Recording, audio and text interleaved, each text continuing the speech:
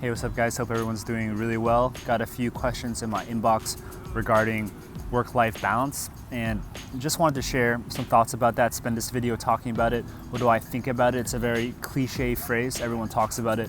What is work-life balance? Whatever that means. So this video, spending it outside again because I like talking outside now. It's a little more interesting and yeah, let's talk about it.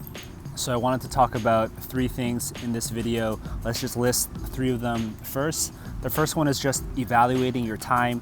Second one is going to be measuring your mental energy. And third one is going to be all the stuff you do outside work. The first thing in all of this is just going to be evaluating your time. All right, the easiest way to do this that everyone can do very easily is you just count the hours, right? You work 20 hours a week. It's different than if you work 40 hours a week. If someone says they work 60, obviously it's different, right? This is really easy. You can just count the hours.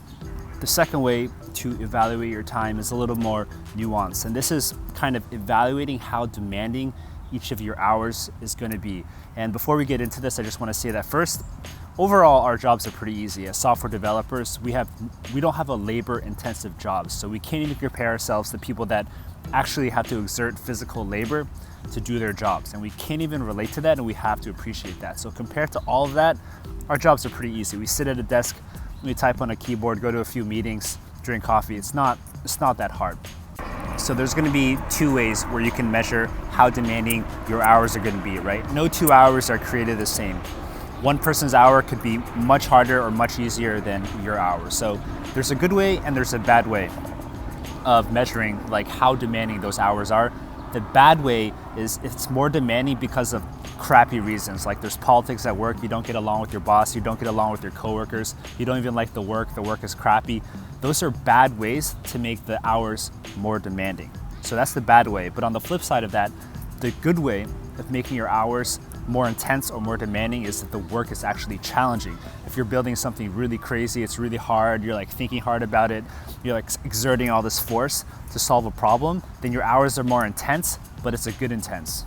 So those are two easy ways to kind of measure the demand of your hours, all right? Obviously, worst case scenario is that if it's more demanding for all those bad reasons, like the politics, the crappiness, that's the worst case.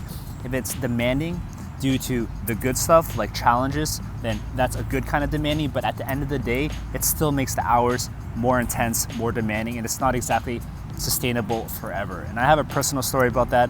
I can talk about it later, but first point I just want to close it off here is that every single hour is different and you just got to evaluate your time. All right, 40 versus 40 hours has a very different connotations depending what those hours are like.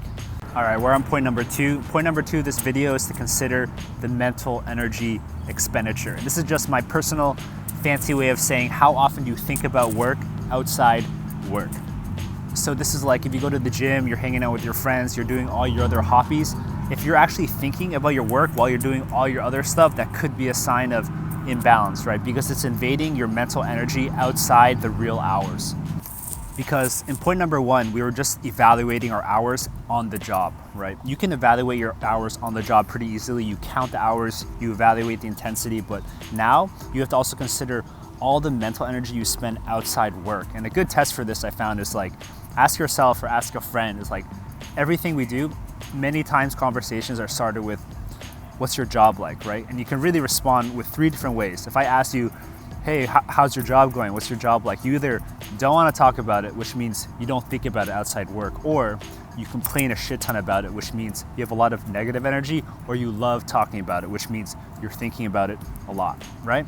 I ask you, or you ask yourself, how's work going? You either don't care, you care very negatively, or you love talking about it. I think this is a really important point because this is probably the number one point where people talk about the work-life balance imbalances, right? The moment you start thinking about it a lot outside your raw hours of work is kind of when it becomes imbalanced. If you don't want to talk about work at all, that could be a bad sign, but if you're overly negative about it or you love talking about it way too much, that just means it's invading your bank of mental energy outside the hours. And you got to be careful about that. All right, so that was point number two. Check, make sure your mental energy expenditure, just how often you think about it, is always in check. Last point I want to make in this video, third and last point I want to make is all the stuff you do outside work, all right? I don't think anyone even if they pretend to, nobody can spend 100% of their time and energy at work. Everyone needs at least something else. It could just be eating, your family, chilling, gaming, playing Dota, whatever it is. Like, everyone needs something else. You can call it different things. You don't even have to call it a hobby. It just has to be something else. It could just be chilling if you really want it to be. So we all have something else on the side, like family, whatever it is. So personally, I like dancing a lot. And one good way I usually measure like my work-life balance or the intensity of the work is I don't measure how intense the work actually is, but I measure how I lose focus with my other hobbies. Like if I'm not having like a good dance practice, or I'm thinking about work while I'm at practice, or if I don't have time to do the other stuff I'm used to doing, like dancing, then I know my balance is a little bit off. So it's kind of like an inverse way to do your work-life balance measurement. If you're having a tough time measuring the actual work intensity, try to think about, is this taking away from the other stuff I like to do? So this idea is gonna work both ways, right? If you find yourself where you don't have the time doing the things you like to do, your balance is probably off, right? If work is getting in the way of you playing Dota too much, your work-life balance is off. But also the other way, we have to talk about the other side, is that if you're having too much time, if you're chilling too much, you're gaming too much, it probably means you're not pushing yourself at work hard enough, right? If you're doing all other stuff, if you're spending 100% of the time on hobbies and you're just neglecting any type of professional progression, then you're probably not pushing that hard enough, right? If I spent like the whole day dancing, I wouldn't be happy either. I like having both of them. All right, guys, wrapping up the video here. Remember, we talked about 3 things in this video. The first thing was just evaluating your hours, right? You count them, that's easy, but also you gotta measure their intensity, whether that's good intense or bad intense. The second thing we talked about is making sure your mental energy is in check. Make sure that's in check.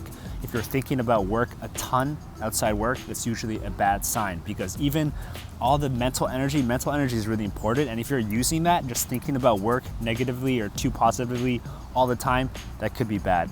And finally, you can check your work-life balance by checking how it affects the other things you enjoy doing, right? If you like going biking a ton and you find yourself that you're not biking as much as you used to be, then something might be off, all right? So those 3 points, my thoughts about work-life balance. Very cliche phrase, but trying to make it simple.